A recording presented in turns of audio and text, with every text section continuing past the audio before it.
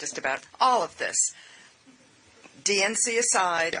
we have a decision to make on Tuesday, and I'm interested in what the realistic path forward is. I'm a little annoyed that you reminded me of what it can feel like to vote for as opposed to against something again, but there's something that we really need to vote against this time.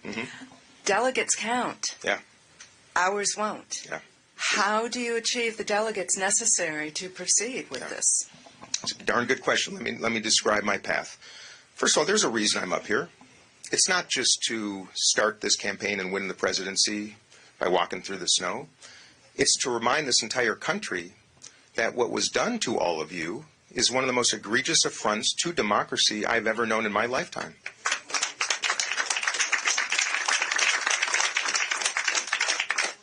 Initiated ostensibly by the President of the United States of America, who is the leader of the Democratic Party. And this notion, knowing that you have a Republican governor in Concord and would never have changed this even if it was something Democrats wanted to do, is to me just a horrifying and unjust action. The fact that they will not seat your delegates right now, which, by the way, I intend to do everything I can to ensure that does happen. I think I will. That's going to be up to you. It depends what happens. But what really, really I found sickening is that the first time that I know this has ever happened, the Democratic Party sent a letter to Democrats here in New Hampshire saying that this is a meaningless election. It's not even an election. And to remind Democrats basically not to vote because it's not worth it. Which, of course, your state responded with a cease and desist letter to the Democratic National Committee for the unlawful suppression of voters. My party, you know what? Have you heard one Democrat say a word about it other than me? This is the problem. They know it is sickening. They know it is illegal, and they know it is an affront to democracy. But gosh forbid, if you said something about it, you might actually lose your next election. You've seen almost every cabinet member come up here. You've seen the mayor of Boston. You've seen the governor of Massachusetts. You've seen my colleagues in Congress.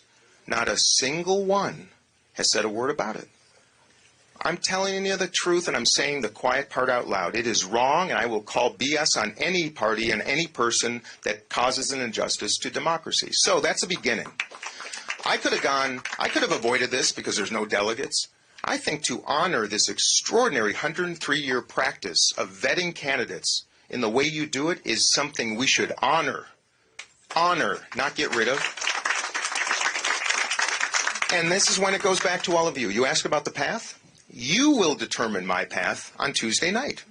Not me. I've done everything I could possibly do with the time and resources that I could generate in 90 days. Now it's your choice. A write-in vote for Joe Biden is a vote for Donald Trump because Biden will lose to him. And it's also a vote to condone what happened. Now, I gave you my perspective on that, but I also gave you a platform of hope and opportunity and changing some of this nonsense, right? So it's up to you. If every one of you in this room told 10 people over the next 48 hours about me, encourage those to participate who may not be, maybe even change the minds of some of those who are planning to do something else, we might just shock the world. That's up to you, not up to me. That's the beautiful thing about democracy, which is kind of a rhyme. I like that.